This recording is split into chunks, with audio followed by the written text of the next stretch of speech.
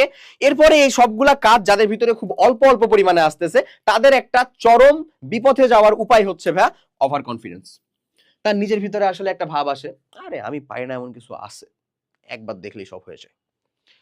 ও আসলে ঘোড়ার মাথা পারে, ও আসলে মানে ঘন্টার জিনিস পারে, কিছুই পারে না, বুঝছো? এরকম একটা সিচুয়েশন। তুমি একটা জিনিস মাথায় রাখবা, যোগ্য ব্যক্তি যত ক্ষমতাধর জায়গায় যাবে সেটা তাকে তত নমনীয় করবে, তত পোলাইট করবে। আর অযোগ্য ব্যক্তি ছোট্ট একটা ক্ষুদ্র ক্ষমতায় গেলে সেটা তাকে করে তুলবে হচ্ছে অহংকারী রীতিমতন, বুঝছো? তো তোমার জন্য সিম্পল সিচুয়েশন, তুমি যত পারবা দেখবা তত দেখবা তোমার ভিতরে হাম্বলনেস আসতেছে, তোমার পোলাইটনেস আসতেছে, তোমার নমনীয়তা বাড়তেছে। তুমি যত পারবা, যত দেখবা হচ্ছে তোমার ভিতরে আসলে একটা দাম্ভিকতা আসতেছে, আরে আরে আমি তো পারি, তত বুঝবা আসলে তুমি পিছিয়ে আসো।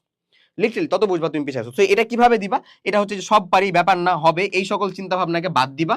এই সকল চিন্তা ভাবনাকে বাদ দিয়ে যেটা তোমার ভিতরে ইনকর্পোরেট করতে হবে বা ভিতরে নিতে হবে সেটা হচ্ছে যে আসলে আমাকে আরো শিখতে হবে, আসলে আমাকে আরো পড়তে হবে। এটা হচ্ছে এই ফার্স্ট টেন্ডেন্সিটা, এটাকে তোমাকে ইনকর্পোরেট করতে হবে। তুমি যা শিখতেছো, তোমাকে যে শিখাচ্ছেন, ধরো আমি যেমন এখানে তোমাকে বলতেছি, তোমাকে এটা প্রথমে মেনে নিতে হবে যে আমি তোমার থেকে বেশি জানি, এটা মেনেই নাও, সমস্যা নাই। কিন্তু তুমি সেম কথা ধরো যখন তুমি করো আমাকে, তুমি বলো আমাকে, তখন কিন্তু আমি সেরকম ভাবেই যাই। এই যে তোমরা ধরো ইউটিউবের ভিডিও যে কমেন্ট করো না, অ্যাটলিস্ট আমি অন্তত আমার যে ভিডিওগুলো পাবলিশ হয় সেটার কমেন্টগুলো প্রত্যেকটা পড়ি, এবং যখন প্রত্যেকটাই পড়ি তখন আমি চেষ্টা করি যে তোমার কমেন্টের বা তোমার মন্তব্যের মূল্যটাও একেবারে যথেষ্ট বেশি, যথেষ্ট পরিমাণে তুমি অবভিয়াসলি কোনো ভ্যালু অ্যাড করার জন্য বলতেছো, এবং আমি চেষ্টা করি হচ্ছে সেটার রিপ্লে করার। হ্যাঁ, মাঝে মধ্যে একটু বেশি ব্যস্ততা গেলে আসলে হয় না, আমার নিজের ভার্সিটির পরীক্ষা থাকে, ক্লাস থাকে, হ্যান ত্যান, বাট আমি চেষ্টা করি প্রত্যেকটা ক্ষেত্রে এটাকে হচ্ছে যে টাচ করে যাওয়ার, এটাকে হচ্ছে বলার, অ্যাটলিস্ট একটা করে লাইক দিয়ে যায় অন্তত তোমার কমেন্টের ভিতরে আসলে, যে ভাইয়া যে আমি বুঝছি যে তুমি বলতে চাচ্ছ এটা এরকম। অনেকে আমাকে, আমি শুরুর দিকে যখন ভিডিও টিডিও দিতাম বা বানাতাম তখন আমাকে অনেক অনেক ধরনের ইমপ্রুভমেন্টের কথা বলতাম, আমি ওগুলাকে খুব সাদরে গ্রহণ করতাম এবং বোঝার চেষ্টা করতাম যে আসলে ও যে জিনিসটা চাচ্ছে,